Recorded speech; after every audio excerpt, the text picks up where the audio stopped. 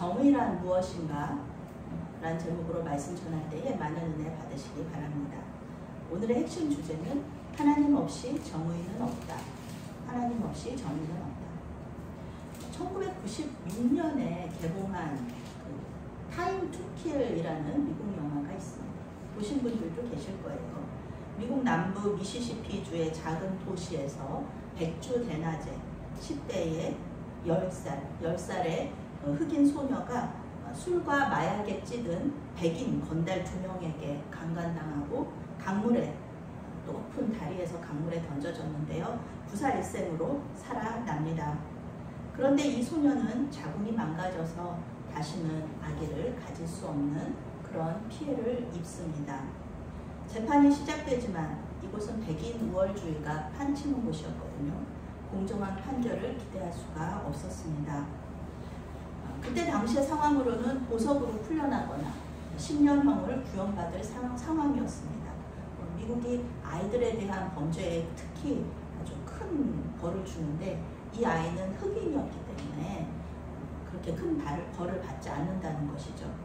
이 아버지는 어떤 사람이냐면 법정에서 청소부로 일하고 있는 아버지예요. 흑인인데 그러니까 법정에서 흑인들한테 아무리 큰 죄를 지어도 이 백인들이 별로 그렇게 큰 벌을 받지 않는 거를 보고 지금까지 살아왔던 거예요. 그러니까 판결을 기다리지 않고 법정으로 들어가는 이 범인들을 향해서 기관총을 난사하게 됩니다. 미국은 총기 소지가 좀 자유로우니까요. 그때 범인을 호송하던 경찰관도 총에 맞아서 한쪽 다리를 절단하는 그런 피해를 입습니다. 범인들은 다 죽고요.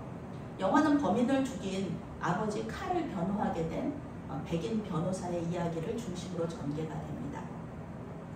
결국 칼은 무죄 판결을 받지만 그 와중에 많은 사람들이 죽거나 다치게 된다는 이야기입니다. 오늘 성경에도 비슷한 이야기가 나옵니다. 영화 속에서는 법을 통해 정의를 실현하지만 오늘 말씀에서는 정의를 실현한다고 말은 하지만 악으로 갚는 그런 일이 벌어집니다. 창세기는 50장으로 구성이 되어 있는데요.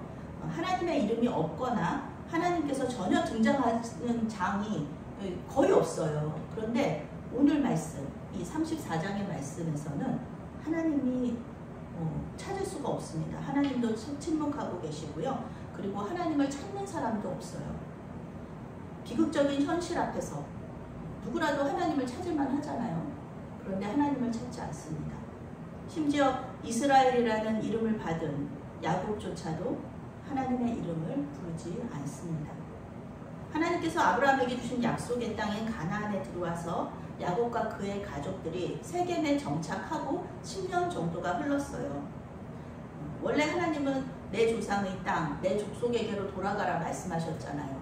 그러면은 적어도 베델이나 헤브론으로는 가야 되는데 그냥 여기 정착을 한 거예요. 이 세겜 땅에 야곱이 이스라엘이라는 이름을 받고도 정착을 하는 거예요. 살만했던 것이죠. 세겜성 밖에 땅을 사고요. 그곳에서 예배했다. 그 자체가 나는 여기 떠나지 않겠다 그런 마음이죠.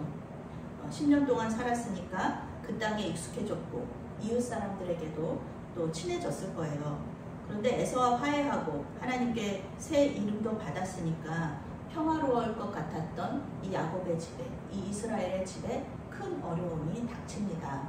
오늘의 이야기는 정의에 대한 이야기일 뿐만 아니라 예수 믿어도 우리는 고난이 있잖아요. 고통이 있잖아요. 환난이 있습니다.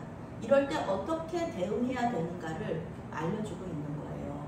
오늘 말씀에 나오는 사람들은 전부 하나님 없는 그런 삶을, 그런 그 반응을 선택하거든요. 하나밖에 없는 딸 디나가 여자친구들을 만나러, 그러니까 이방 여자친구, 세겜 땅에 있는 여자친구들이죠. 만나러 나갔다가 세겜성의 통치자인 세겜에게 붙잡혀서 성폭행 당하고 감금이 됩니다. 집에 못 돌아와요. 영화 속에서는 소녀가 죽을 처지에 놓여 있지만 오늘 말씀에서는 세겜이 이 소녀를 사랑하게 됩니다. 그런데 이 사랑이 어떤 사랑인지 성경이 잘 얘기해 주지 않아요. 이 사랑은 잘못된 사랑일 수 있고요. 잘못된 집착일 수 있습니다. 디나는 10대 청소년으로 요셉과 같은 또래예요. 또한 아버지가 딸을 욕보인 범인들을 직접 죽인 영화와 달리 야곱은 침묵합니다. 하나밖에 없는 딸이 험한 일을 당하고 잡혀가 있는데 항의 한마디 하지 않아요. 성경은 디나가 야곱이 사랑하지 않았던 레아의 딸이었다 이렇게 말합니다. 야곱은 아내와 자식에 대한 편애가 심한 사람이잖아요. 라헬만 사랑하고 라헬이 낳은 요셉만 사랑하는 사람이잖아요. 요셉과 이 디나는 같은 또래였는데 요셉이 만약에 이렇게 납치됐다 그러면 울고불고 난리가 났을 텐데 디나는 그거에 대해서는 너무 침묵하는 거예요. 잘못된 이런 반응이죠.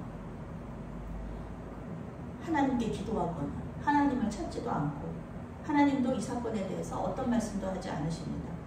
하나님의 침묵은 35장 시작과 함께 깨어지게 되죠.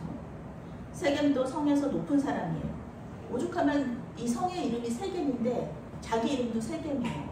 그러니까 높은 사람이죠. 야곱도 왕과 같은 재산과 종들이 있는 사람이에요. 그러니까 충분히 얘기할 수 있거든요. 내 딸 내놔라. 내 딸 다시 도로 찾아오겠다. 이렇게 얘기할 수 있는데 얘기하지 않았다는 거예요. 그저 아들들이 돌아올 때까지 기다립니다.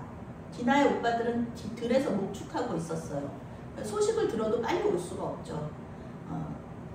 그 소식을 시간이 오래 걸렸어요. 그런데 세겜은 디나를 사랑하게 된 거예요. 집착하게 된 거예요. 디나는 10대의 청소년이었고 세겜은 젊다고는 하지만 한 나라의 지도자였고 여기 성경에는 나오지 않지만 아내들이 있었을 수도 있거든요. 여기 일부 다처제니까. 근데 아내로 삼고 싶다는 거예요.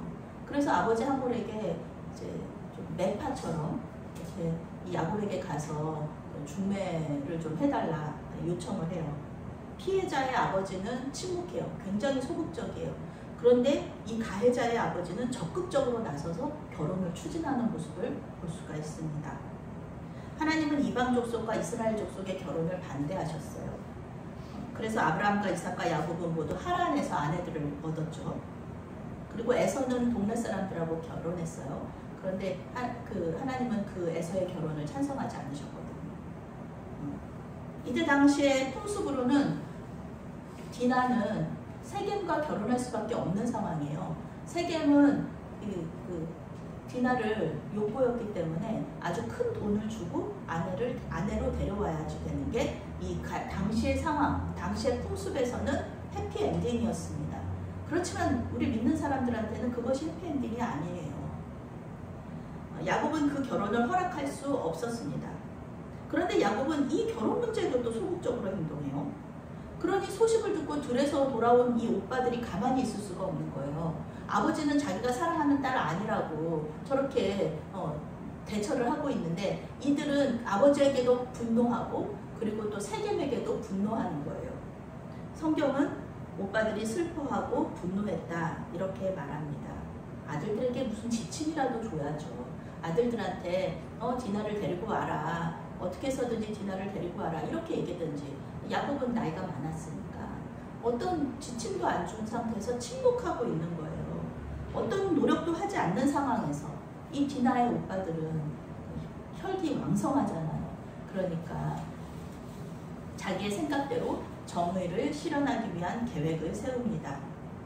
가해자 세겜의 아버지인 하몰, 그는 야곱과 그의 오빠들을 찾아와서 디나를 며느리로 달라고 요청합니다.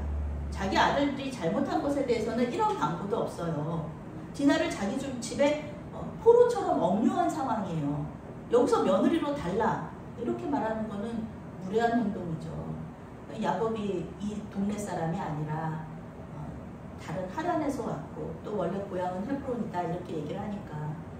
그런데 사실 이 집은 이 하몰의 집안하고 이 세겜 땅에 있는 세겜 사람들하고 이 야곱은 뭐라 그래야 되죠? 여기 이 사람들은 사돈이거든요. 사실은 야곱의 형수되는 에서의 아내 중에 한 사람 오홀리바마가 이 히위 족속 출신이에요. 그러니까 사돈이에요. 사실은. 하물은 야곱에게 이 땅의 어느 부분이든지 주겠다. 그러니까 여기 정착해서 살아라. 우리 사돈 아니냐. 이렇게 얘기하는 거죠.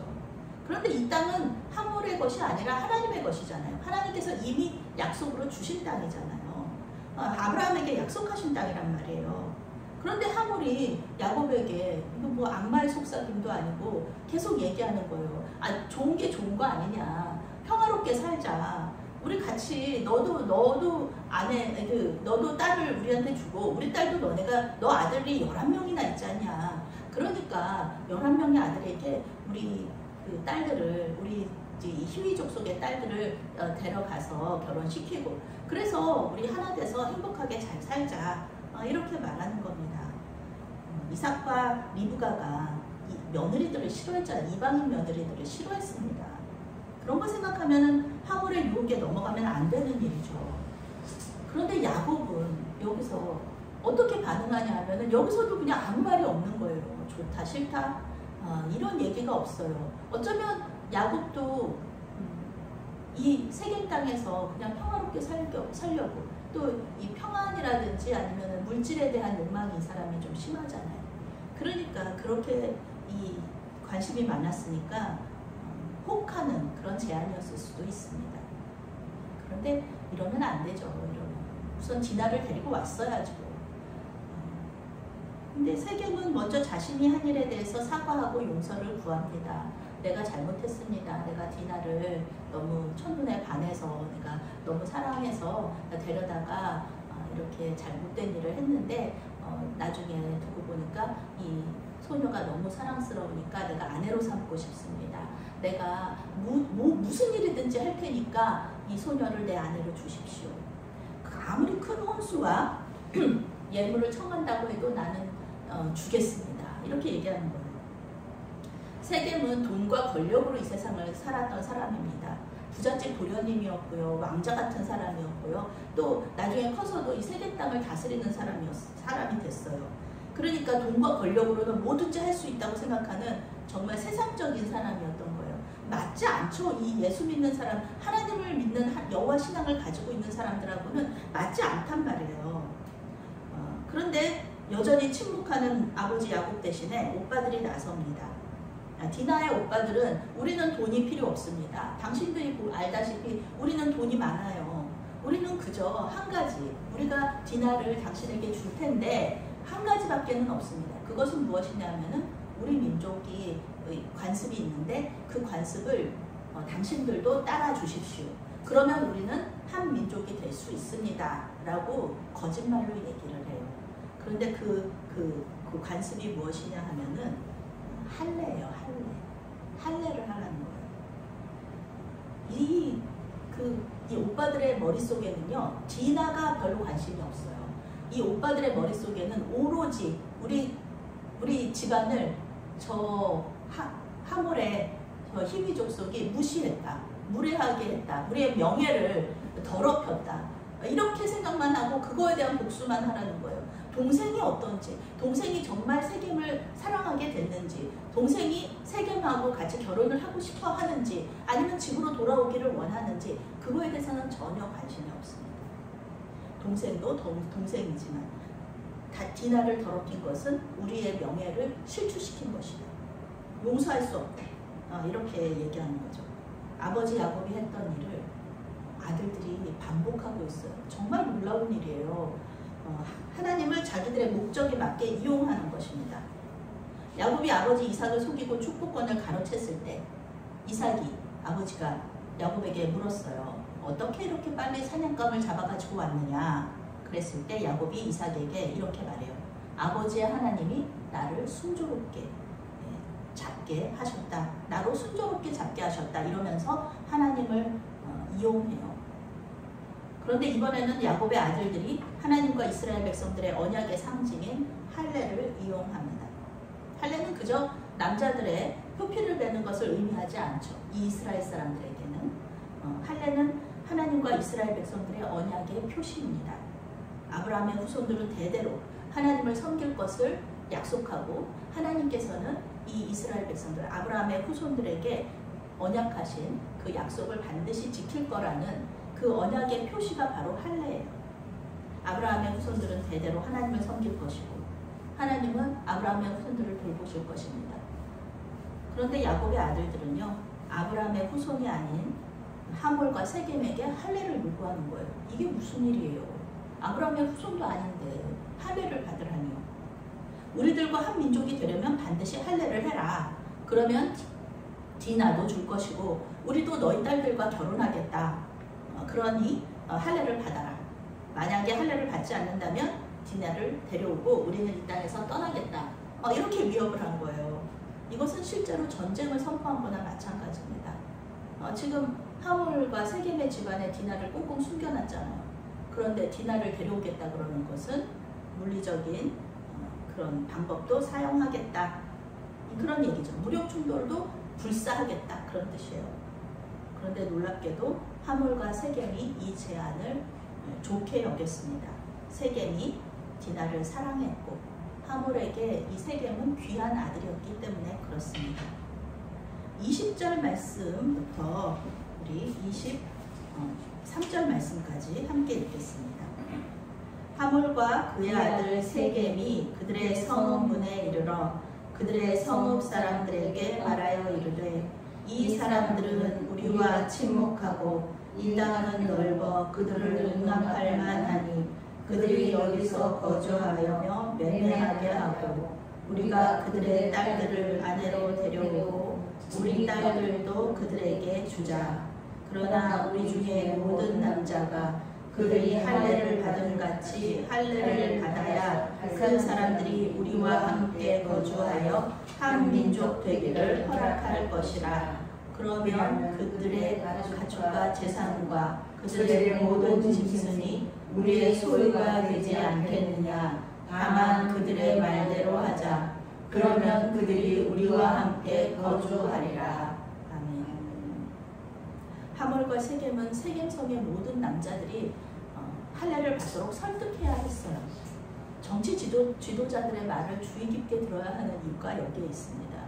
세겜은 자기가 디나를 아내로 얻기 위해서 이런 거래를 했다는 것에 대해서 전혀 이런 방법도 말하지 않아요. 꼭 할례를 받아야 된다. 그 이유는 무엇이냐면 야곱과 너희들 저 야곱 알지 않냐. 저 부자 야곱. 아들들도 많고 그런데 그 부자 야곱과 우리가 결혼을 해서 한 민족이 되면은 우리는 더 부유한 족속이 될 것이다. 그러니까 할례를 받자. 야곱의 재산이 모두 우리들의 재산이 되는 거 아니냐. 우리 족속의 것이 되는 게 아니냐. 그렇게 달콤한 말로 백성들을 설득합니다. 경제적인 유익이 있다는 얘기예요. 정치가들이 하는 말하고 똑같죠. 경제적인 유익이 있으니까 우리 이렇게 한번 해보자. 그러면서 이렇게 선동하잖아요. 모두 할례를 받자. 야곱과 한 족속이 된다고 해가지고 어떻게 야곱의 재산이 이 희위 족속의 것이 됩니까? 그 말도 안 되는 거죠. 정치 지도자들의 말에 그런데 이 사람들이 혹해요. 그래서 그 영어 성경에서는 friendly하다고 얘기해요. friendly하다. 아주 저 사람들 우리를 너무너무 좋아해. 우리 친구들이야. 막 이렇게 얘기하면서 우리 같이 결혼하고 한민족 되는 거에 아무 문제 없어 라고 얘기하는 거죠. 무슨 프렌들리예요 지금. 저쪽에서는 지금 죽이려고 계략 세우고 있는데 정치 지도자들의 말에 혹해서 경제적인 유익이 있다고만 한다면 그들을 지지하는 그런 모습들이 지금이나 그때나 마찬가지라는 거예요.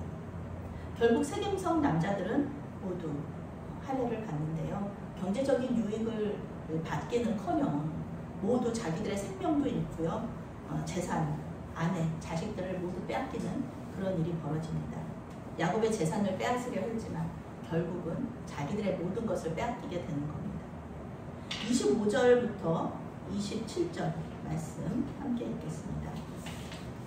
제3일에 아직 그들이 아파할 때에 야곱의 두 아들 디나의 오라버니 시므온과 레위가 각기 칼을 가지고 가서 몰래 그 성읍을 기습하여 그 모든 남자를 죽이고 칼로 하몰과 그의 아들 세겜을 죽이고 디나를 세겜의 집에서 데려오고 야곱의 여러 아들이 그 시체에 있는 성읍으로 가서 노략하였으니 이는 그들의 누이를 더럽힌 까닭이라. 아멘. 야곱의 아들들은 모두 11명입니다.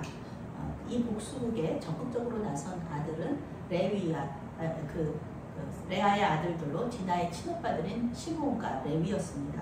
시므온과 레위는 아주 혈기왕성한 사람들이잖아요. 20대에 하몰과 세겜을 포함하여서 할례받고 고통 중에 있는 모든 남자들을, 세겜성에 있는 모든 남자들을 죽였다. 이렇게 말하고 있습니다. 하몰과 세겜은 죽임을 당할 만하죠. 그런데 다른 사람들, 그 사람들이 무슨 죄가 있어요? 아무 잘못도 없는 남자들이 죽임을 당합니다. 시므온과 레위는 이 남자들을 다 죽이고 동생 디나를 집으로 데리고 옵니다. 여기까지는 우리가 이해할 수 있어요. 그래, 디나를 구출하려면 하몰과 세겜과 그 성에 있는 사람들하고 싸울 수밖에 없었지. 우리는 아주 100번 양보해서 이해할 수 있어요. 그런데 문제는 야곱의 다른 아들들이 이 소식을 듣고 세겜성이 초토화됐다라는 얘기를 듣고 재물과 사람들을 노략했다는 것에 있습니다. 시체로 더럽혀진 땅이에요. 그런데 성경 속에서는 이 시체로 더럽혀진 그 사람의 몸에 가지고 있는 것들 있잖아요. 이 시체들이 가지고 있는 것들, 뭐 반지도 있고 목걸이도 있고, 이 아들들이 가서 그 시체의 몸에서 아무 잘못도 없는 희생자들이죠. 그 시체들의 몸에서 물건들을 빼앗고 그곳에 있는 양, 소, 짐승들 다 데리고 오고, 그리고 이 남자들의 가족들, 자기 여동생이 당했듯이 세겜성의 여자들과 아이들을 전부 다 납치해서 종으로 삼습니다. 영어 성경은 이 여자들과 아이들을 희생자의 아내와 아이들이라고 번역하면서 야곱의 아들들의 행동을 비난하고 있어요. 도에 넘치게 갚아준 거죠.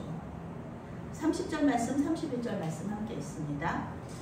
야곱이 시므온과 레위에게 이르되 너희가 내게 팔을 끼쳐 나로 하여금 이 땅의 주민 곧 가나안 족속과 브리스 족속에게 악취를 내게 하였도다. 나는 수가 적은즉 그들이 모여 나를 치고 나를 죽이리니 그러면 나와 내 집이 멸망하리라. 그들이 이르되 그가 우리 누구를 창녀같이 대우함이 옳은나이까.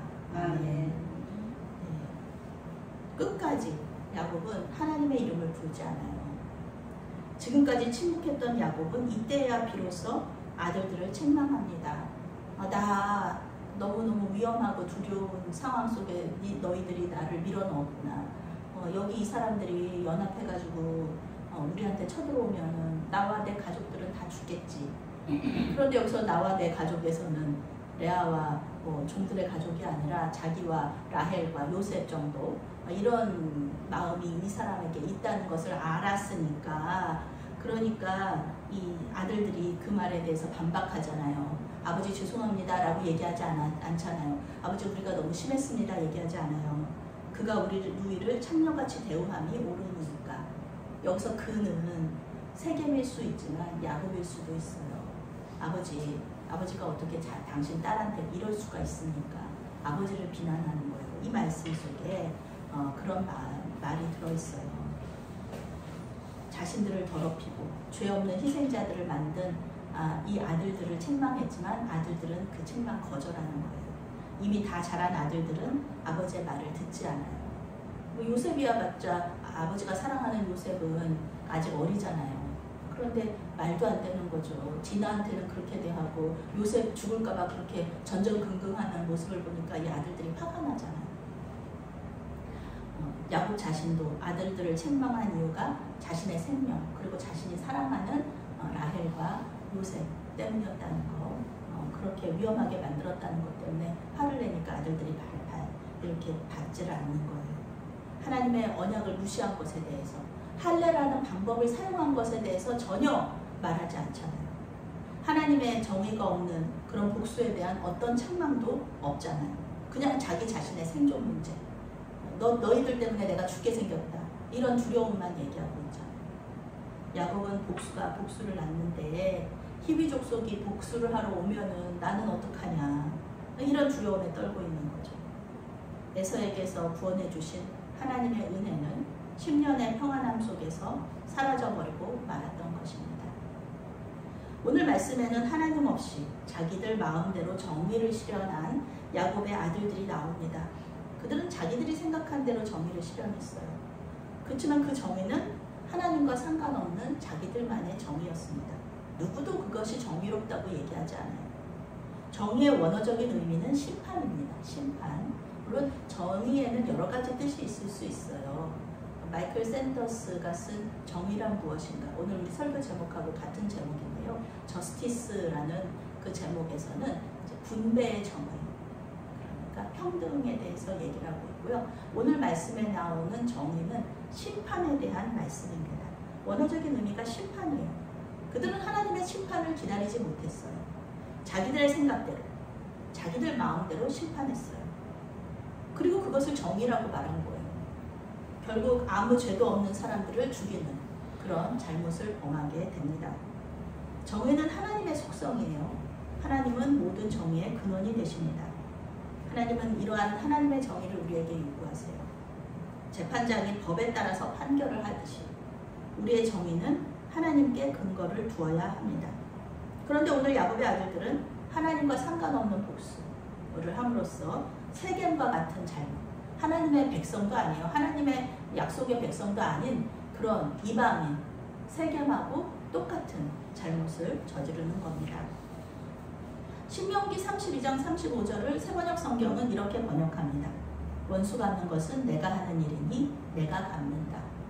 또한 사도 바울은 로마서 12장 19절에서 이 말씀을 인용하면서 너희가 친히 원수를 갚지 말고 하나님의 진노하심에 맡기라, 그렇게 권면합니다.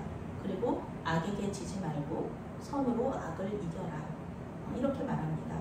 하나님께서 우리에게 원하시는 정의는요, 복수는 하나님께 맡기는 거예요. 그리고 선을 행하라. 이것이 진정한 정의라는 것입니다. 시편에서 원수에 대한 복수를 하나님께 맡긴 그런 사람이 있어요. 다윗 왕이죠. 다윗 왕은 왕이었어요. 한 번도 전쟁 나가서 져본 적이 없는 위대한 장군이었어요. 충분히 자기가 복수할 수 있거든요. 그런데 복수하지 않아요. 성경에서는 말로만 해요. 말로만. 하나님 저 사람 복수해 주세요. 하나님 나를 도와주세요. 나를 신원해 주세요. 말로 하나님을 찬양하면서, 그런데 자기는 절대 하지 않아요. 하나님께서 하시도록 맡겨드립니다. 다윗의 원수들은요, 다윗과 가까운 사람들이었어요. 압살롬은 자기 아들이었죠. 또 자기를 계속해서 괴롭혔던 사울 왕은 자기 장인이었어요. 다윗은 하나님께 복수를 맡겨드리면서 그들이 회개하기를 기대했습니다. 하나님의 복수에는요, 하나님께서 해주시는 복수에는 그들을 회개할 수 있는 기회를 주시는 것까지 포함합니다. 우리가 우리 마음대로 정의를 행하면요, 제대로 정의도 행하지 못하면서 엄한 사람을 상처 주게 됩니다. 우리의 죄성이 우리를 멈추게 하지 못해요. 우리가 복수하지 못하는 이유는요, 우리가 복수할 만한 능력이 안 돼서 그러는 수도 있어요. 우리가 전혀 사랑이 많고 우리가 인내가 많고 그래서 복수하지 않는 게 아니라 그 사람은 너무 대단한 거예요. 우리한테 상처 준 사람이 너무 대단해서 우리가 우리 힘으로는 그 사람에게 복수할 수가 없는 거예요. 그래서 우리는 복수하지 못하는 경우가 많지, 우리에게 힘이 있다면, 다윗왕과 같은 힘이 있다면 우리는 반드시 복수할 겁니다. 우리 인간은 완벽하지 못해요. 눈에는 눈, 이에는 이, 이런 법이 왜 생겼겠습니까? 도를 넘어서 그래요. 도를 넘어서. 오늘 말씀에서도 마찬가지잖아요. 피해자인 디나에 대한 언급도 없이 하몰과 그 세겜만 죽이면 되는 거였는데 그 마을 사람들, 그 족속, 히위 족속 남자들을 다 죽일 필요가 없는데 이 사람들 다 죽여버리는 거죠. 디나가 무엇을 원했는지, 침묵했던 아버지 야곱, 폭력으로 원수를 갚은 오빠들 모두 그것에 대해서 말하지 않아요. 하나님 없는 정의란 이런 겁니다. 불완전한 정의일 수밖에 없는 것입니다. 하나님이 가장 정의로운 분이시고요. 그분의 말씀에 따라 사는 것이 정의로운 삶이라는 것입니다. 하나님의 정의는 예수님 한 분밖에는 없습니다.